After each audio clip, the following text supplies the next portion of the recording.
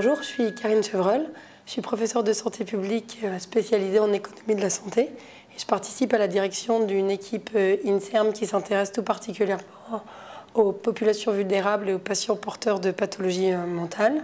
Je vais aujourd'hui vous présenter une conférence sur la réduction des coûts liés à la mise en place des centres experts, l'intérêt et la méthode.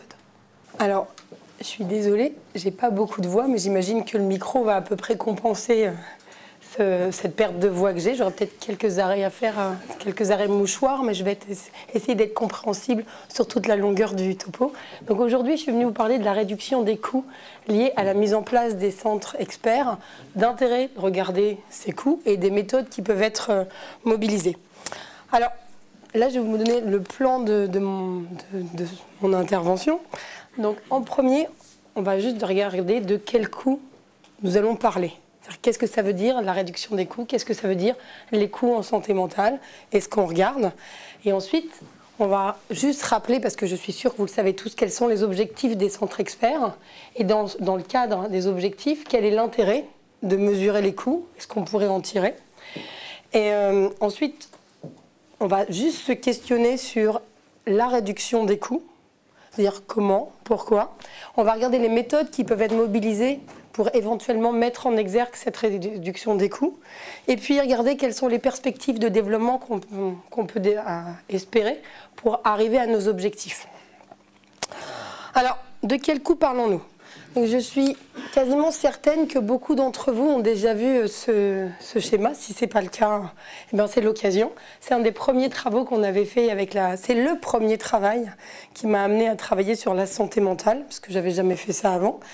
Et on avait regardé, en fait, quel était le coût de la pathologie mentale en France en 2008. C'est une grande question parce que, honnêtement, on n'en avait pas idée. Et donc là, si jamais vous n'avez pas eu le temps de regarder, c'est le papier sur lequel vous pouvez aller le voir. Ce qu'on trouvait, et ce qui était vraiment très intéressant, c'est que le coût, c'est de la dépense formelle. Donc c'est ce que ça va nous coûter vraiment, ce que les gens vont sortir de leur poche ou ce que la collectivité va sortir de sa poche pour prendre en charge des gens qui ont des problèmes de santé mentale. Mais c'est également un coût informel. C'est aussi toutes les répercussions que ça peut avoir.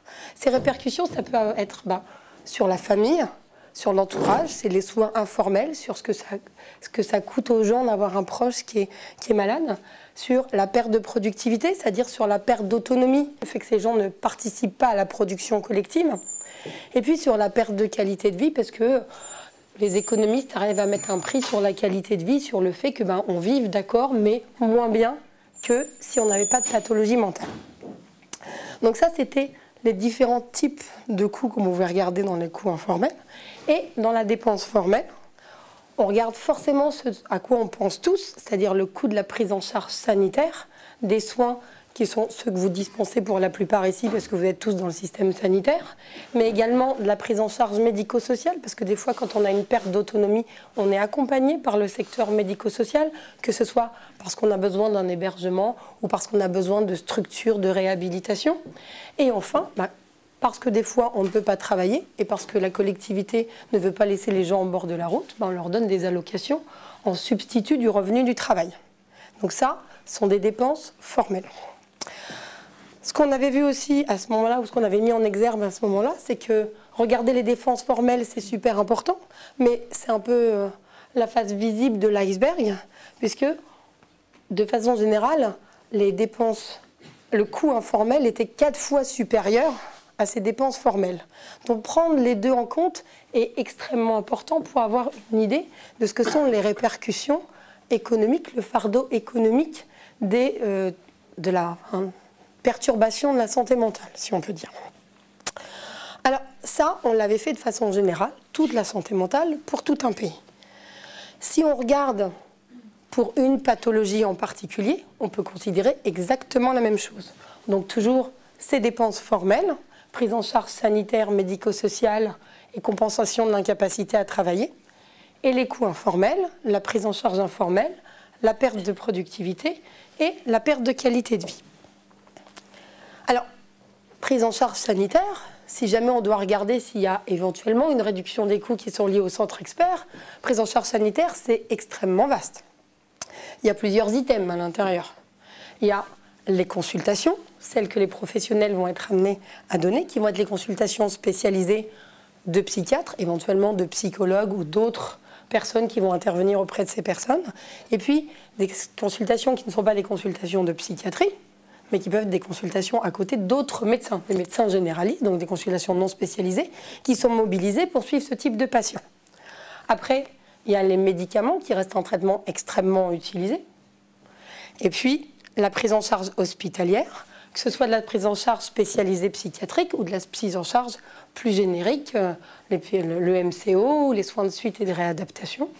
Dans la psychiatrie, en plus, on devra considérer, on ne peut pas dire la dépense en psychiatrie, par exemple, l'hospitalisation en temps plein, l'hôpital de jour, les autres alternatives. Ça commence à compliquer, vous avez vu, il y en a des choses à regarder. Et vous allez voir pourquoi ça complique vraiment la question de la réduction des coûts qui est liée au centre expert, à l'intervention des centres experts. Donc une fois qu'on se dit, voilà, de façon générique, il y a tous ces coûts, ensuite, en fonction des centres experts, on ne va peut-être pas considérer tous ces coûts. Puisqu'il y a des centres experts qui sont dédiés à la schizophrénie, je ne vous apprends rien, mais c'est juste, je répète, hein, aux troubles bipolaires, à la dépression résistante et à l'Asperger. Et ce qu'on peut se dire, par exemple, ce que j'ai compris avec l'interaction de certains de vos collègues, c'est dans la dépression résistante, il y a peu de gens qui sont en perte d'autonomie telle qui vont avoir recours aux structures médico-sociales. Donc là, on ne va pas le regarder, par exemple. Donc en fonction de la pathologie, oui ou non, on considérera certains coûts. Alors, pour le coup, maintenant, excusez-moi, ce n'était pas un jeu de mots. Hein. Donc, une fois qu'on sait quel coût on va considérer pour une pathologie, on va se dire, si jamais on veut regarder s'il y a une réduction des coûts qui est liée au centre expert, il faut revenir aux objectifs. Donc, j'ai réécouté l'intervention de Chantal pour être bien sûr des objectifs des centres experts, mais globalement, pourquoi il y a des centres experts? Parce que, à ce que j'ai compris, il y a souvent un retard de prise en charge, une prise en charge qui n'est pas spécialisée et pas optimum.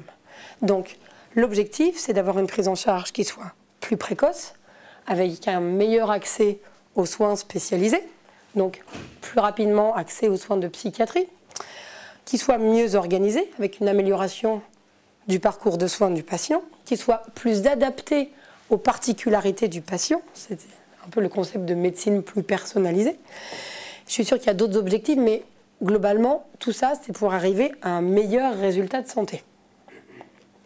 Et on pourrait se dire, donc, ce meilleur résultat de santé va forcément avoir des conséquences.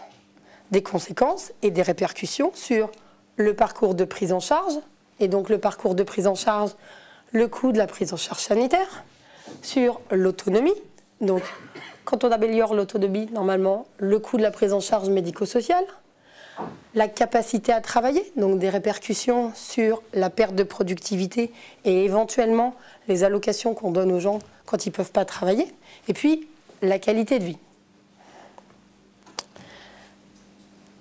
Alors, l'intérêt de la mesure des coûts dans ce cas-là, c'est d'objectiver ces répercussions.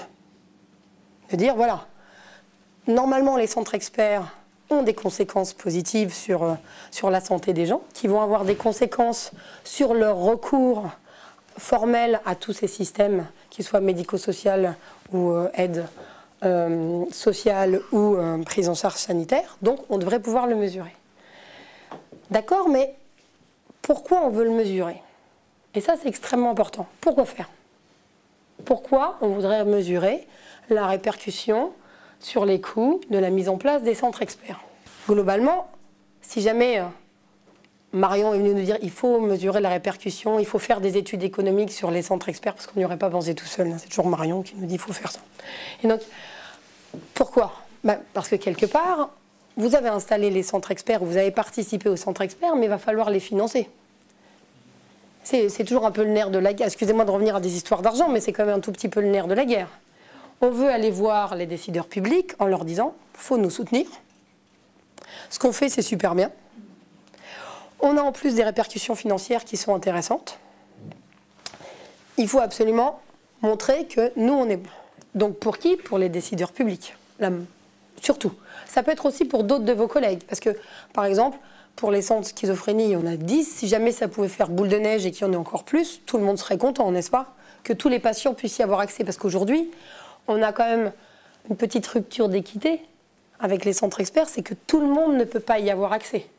Donc si on veut en plus être dans les objectifs du système de soins, il faudrait que tout le monde puisse avoir accès à cette prise en charge qui soit plus optimale. Donc on veut parler aux décideurs publics, et d'une pour qu'ils nous aident à financer, et de deux pour faire des émules et que les gens se disent « nous aussi on va développer des centres externes, ça marche, il y a des vraies répercussions sur la société, il faut le faire ». Alors, la vraie question, puisqu'on en est à dire la réduction des coûts qui est liée au centre expert, c'est avant de regarder les coûts, il faut qu'on ait une hypothèse. Il faut qu'on ait des hypothèses. Quelle est notre hypothèse? Quelles sont nos hypothèses par rapport à cette réduction des coûts? On va commencer par les dépenses formelles. Moi, je vous dis ce que j'en comprends un peu, mais à chaque fois qu'on en parle avec des gens, ils ont forcément un avis différent. Donc, je finis toujours par un point d'interrogation, parce que ça me couvre, d'accord? Donc, la prise en charge sanitaire, on est obligé de décomposer quand même, parce qu'il y a plein de choses à l'intérieur. Donc, les consultations. Est-ce qu'on va aller vers une réduction des coûts? Moi, si j'écoute l'objectif, c'est il y a un retard de prise en charge, les gens n'ont pas assez aux soins spécialisés, donc il y a peu de chances qu'on réduise les coûts de consultation spécialisés dans un premier temps. Et même après, est-ce que vraiment on va réduire les coûts? Avec un peu de chance, on va augmenter les coûts. Là. Alors peut-être qu'au long terme, effectivement, comme on va prévenir l'aggravation des états, on ira vers une diminution des coûts. Mais aujourd'hui, comme en plus, j'imagine que vos populations sont relativement hétérogènes, donc il y a des gens qui sont déjà malades depuis très longtemps, donc ils sont des gens avec une certaine perte d'autonomie, une certaine sévérité. Puis il y en a qui sont tout jeunes, qui arrivent dans la pathologie, donc on a l'impression qu'on va avoir une répercussion qui va être plus importante. Donc aujourd'hui, soit on ne sait pas, soit on peut faire l'hypothèse que ça va augmenter. Les autres consultations, de la même façon. Moi, ce que j'ai toujours entendu, ce que m'a appris Marion et certains de vos collègues, c'est que le problème des gens qui sont porteurs de pathologies mentales, souvent, ils sont sous-diagnostiqués, mais pour les autres pathologies. Donc, que ce soit des maladies cardiovasculaires ou autres.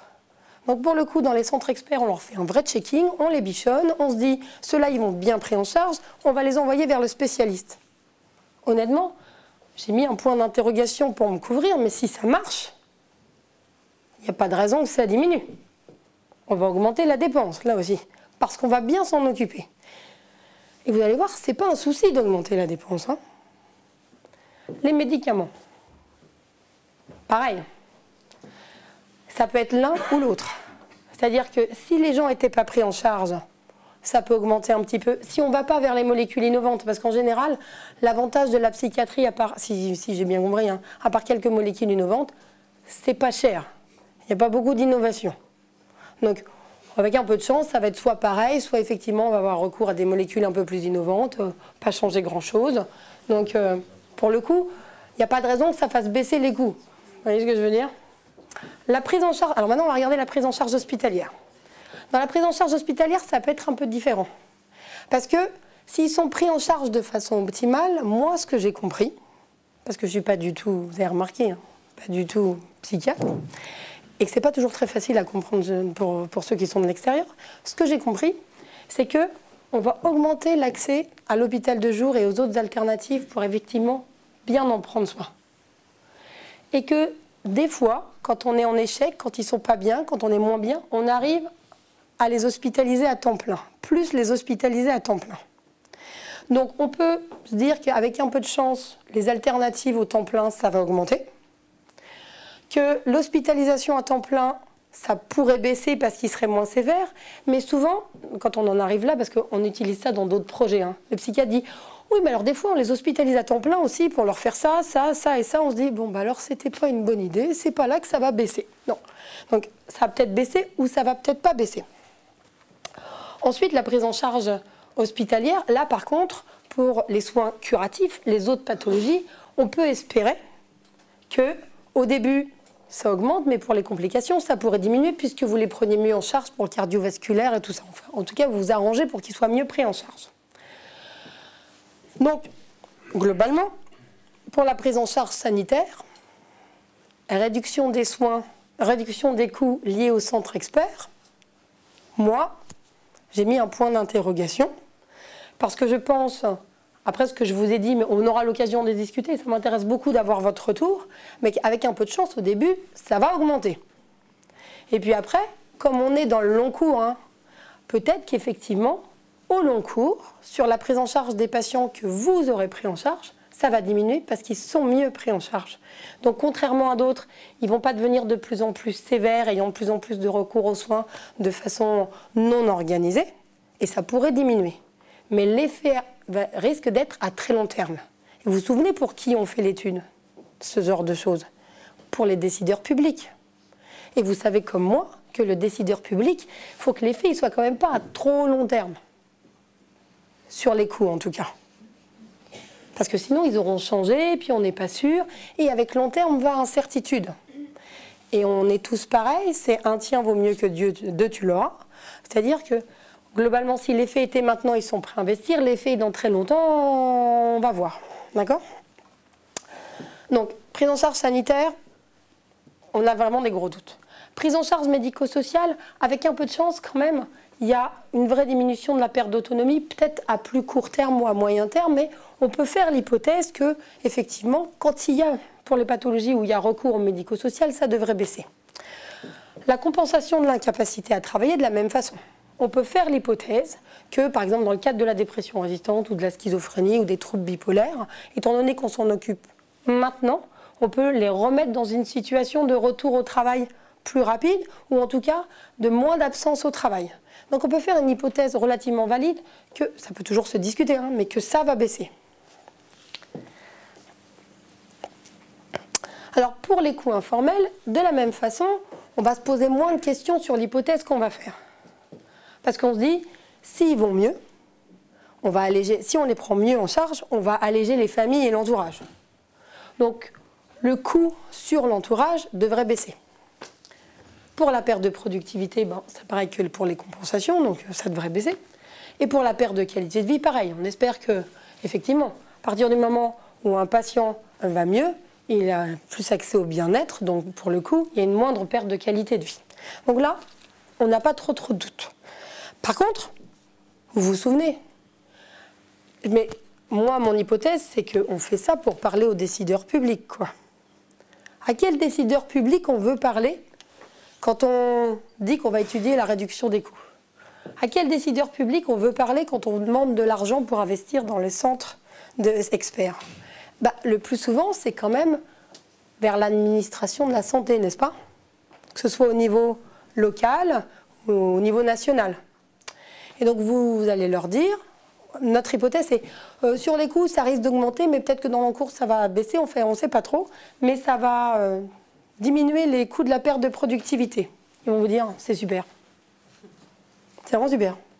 Ce que je veux dire par là, c'est autant leur dire que ça augmente, ça améliore l'état de santé des gens. Si vous leur donnez des données d'efficacité, en disant voilà, les gens, avant, ils étaient en moyenne à ce stade de sévérité, depuis qu'on a mis les centres experts, ils sont plus là, mais ils sont là, ça leur parle plus que de leur dire on va diminuer la perte de productivité, la diminution, on pourrait augmenter le PIB si jamais on les remettait au travail. Vous voyez, pour un type qui travaille à l'ARS, ça lui parle intellectuellement, mais ce n'est pas ce qui va faire qu'il va faire le choix d'investir dans les centres experts et dans la santé. Et c'est important, hein, parce que c'est difficile de trouver de l'investissement en santé, mais c'est difficile de trouver de l'investissement en recherche. Donc il faut qu'on fasse la bonne chose pour atteindre le bon objectif.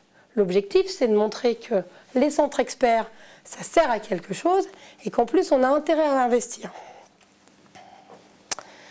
Alors après, la méthode. Comment est-ce qu'on fait pour calculer les coûts qui seraient associés ou qui pourraient changer avec la mise en place des centres experts? D'un côté, il faut faire le calcul des coûts. Donc ça, on va regarder comment on fait. Puis d'un autre côté, il faut objectiver qu'il y ait une diminution du coût, de façon scientifique et crédible. Alors d'abord, on va passer au premier point. Pour faire le calcul des coûts, un des grands avantages des centres experts quand même, c'est les bases qui ont été créées à partir des dossiers personnels et électroniques des patients, les bases FAISE qui existent pour ça, chaque type de centre expert. Et là, par exemple, j'ai mis l'exemple des centres experts schizophrénie.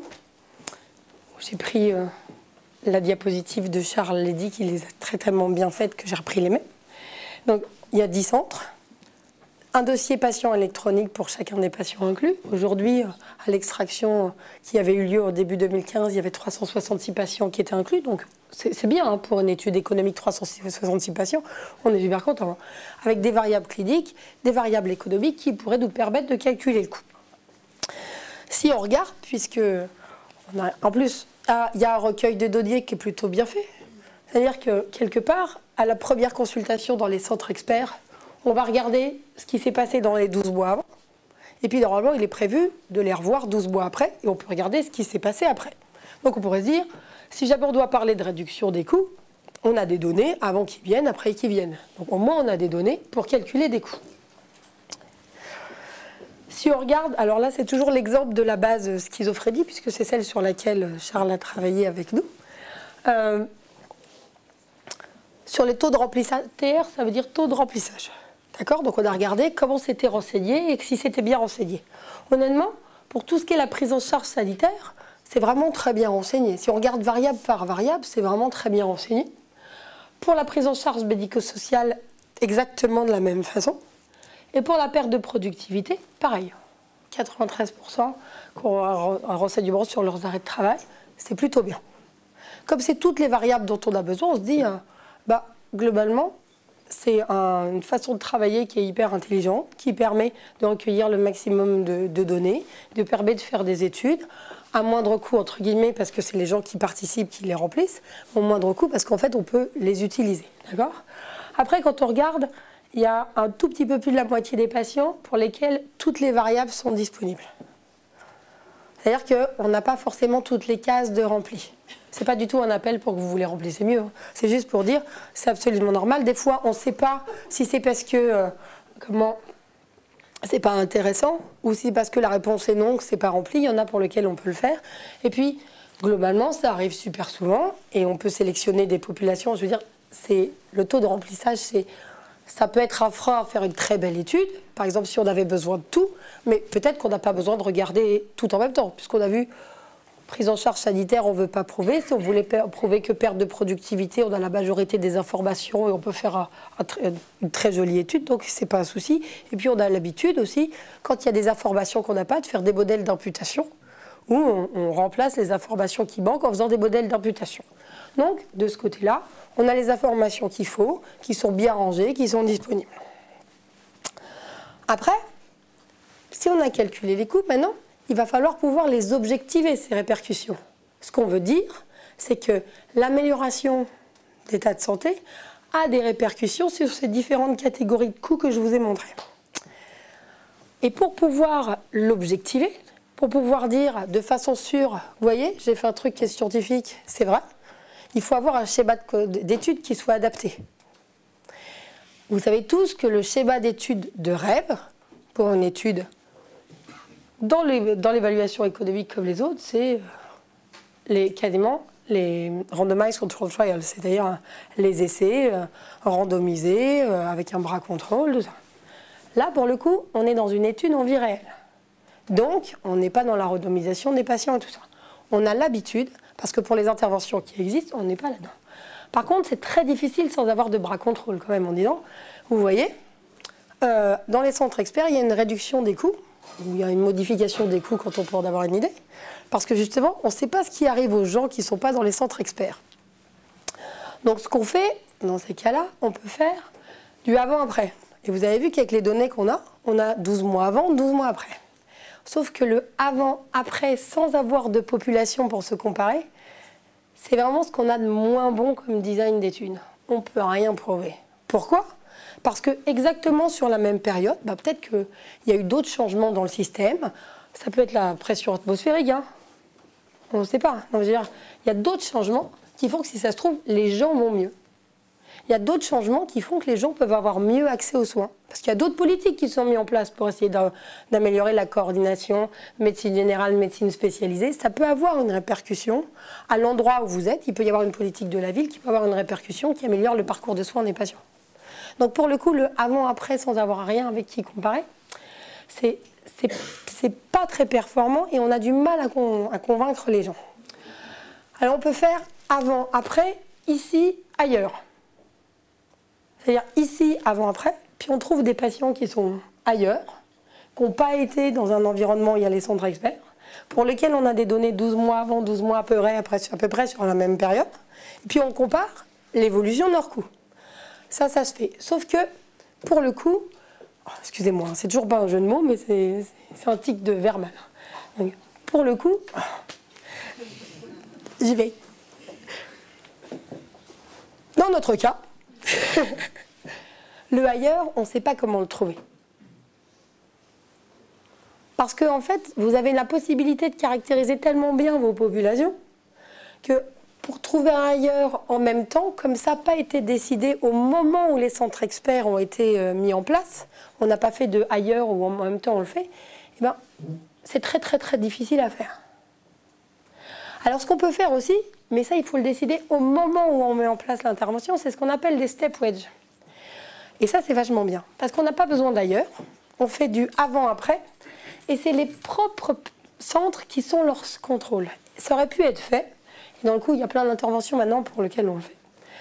Mais ils ne commencent pas en même temps. C'est-à-dire que l'étude commence pour tout le monde en même temps, mais les centres rentrent progressivement, et ils recueillent les données. Et donc pour le coup, il y a toute une période qui est contrôle pour chacun. Je ne suis pas là pour vous expliquer ce genre de technique, mais dans tous les cas, on n'est pas dans ce cas-là. Donc aujourd'hui, si on devait faire une étude de coûts sur la réduction, ben on pourrait calculer les coûts. Par contre, on n'a pas encore trouvé de schéma d'étude avec un autre groupe à se comparer pour pouvoir dire, voilà, si jamais on observe une réduction des coûts, pas forcément dans la prise en charge sanitaire, parce que vous voyez, on n'est pas sûr que c'est ce qui va arriver, eh bien, elle est différente chez les autres et elle est meilleure. Donc il faut investir.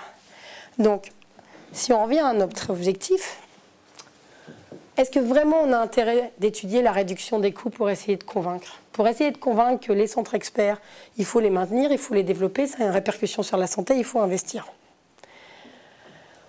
De mon point de vue, mais on a l'occasion d'en discuter après, j'espère vous avoir convaincu, mais peut-être que j'ai raté des choses, je ne pense pas. Et vous pouvez vous poser la question, mais alors pourquoi elle a fait cette intervention et cette conférence? Elle va vous répondre, elle ne sait pas. Parce que j'avais reçu une proposition qui était effectivement le titre, que j'avais modifiée en me disant non mais c'est pas possible parce que c'est pas quelque chose qu'on va pouvoir montrer d'abord et c'est pas ce qui va être convaincant d'abord pour le décideur public. Et après je me suis dit que si jamais cette question-là m'était posée, on me demandait de faire une conférence là-dessus, c'est que vous n'étiez pas convaincu.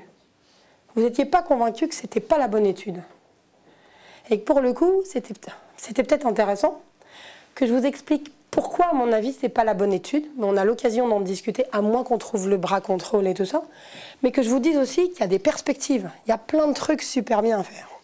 Je pense que si on veut objectiver les conséquences pour que le décideur public et vous-même soyez décidés à investir plus, à en faire plus, il faut trouver une autre méthode. Nous, on a trouvé une méthode, en tout cas on va vous proposer une méthode, c'est sur la qualité des parcours. On a un premier projet où en fait on regarde les parcours de soins des patients dans le SNIRAM et on fait une validation qualitative du parcours. Est-ce qu'il est optimal de niveau 1 ou est-ce qu'il est de très mauvaise qualité de niveau 5? Avec justement une vraie interaction qualitative avec des gens de terrain comme vous. On se dit, une fois qu'on a validé ça, si on reprend les patients des centres experts, on les reclasse et on les compare à tous les autres patients de France, ou même aux patients qui sont pris dans l'environnement et tout ça, et qu'on arrive à montrer que eux, ils sont en proportion plus importante dans les niveaux de très bonne qualité, alors on a réussi à dire ce qu'on voulait dire aux décideurs publics sans passer par la mesure des coûts. Et il y a plein d'autres, on peut avoir plein d'autres pistes. Alors là, je me suis dit, si je m'arrête là, je suis en train de me tirer une balle dans le pied parce qu'ils vont se dire on arrête de recueillir les variables économiques, déjà qu'on ne sait pas ce qu'on va en faire et que ça nous pèse. Alors, il faut quand même que je vous dise qu'il y a plein d'autres choses qui sont super importantes à faire. Pourquoi c'est intéressant de mesurer les coûts, même si on n'attend pas forcément une réduction des coûts? Parce que si on regarde les coûts, et c'est ce que Charles est en train de faire en ce moment, c'est-à-dire qu'il a mesuré le coût de la prise en charge sur une année de la schizophrénie, et on regarde les facteurs qui sont associés. Les facteurs qui peuvent être des facteurs de l'organisation des soins et des facteurs individuels. Donc on a juste sur les facteurs individuels. La sévérité, tous ces facteurs que vous connaissez comme étant des facteurs aggravant la situation des patients. Si on a juste sur cela et qu'on regarde la différence qu'il y a sur l'organisation des soins ou sur leur recours aux soins, alors là, on peut vraiment avoir des études qui aident à mieux prendre en charge les patients. Donc c'est pour ça que c'est extrêmement intéressant de faire des études de coût aussi.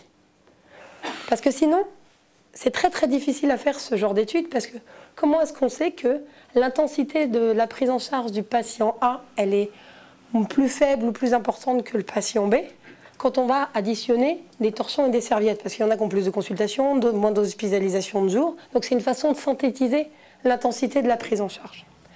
L'autre, c'est estimer le fardeau, parce que si on veut parler aux décideurs publics, ce qu'on a fait pour la première étude, c'est de dire, ben voilà, maintenant on a le fardeau de la santé mentale, il faut qu'on fasse la même chose pour ceux pour lesquels vous travaillez, donc la schizophrénie, les troubles bipolaires et tout ça. C'est grâce aux données qu'il y a dans les bases et que vous collectez qu'on va pouvoir le faire. Et donc, après, j'imagine qu'il y a encore plein d'autres idées.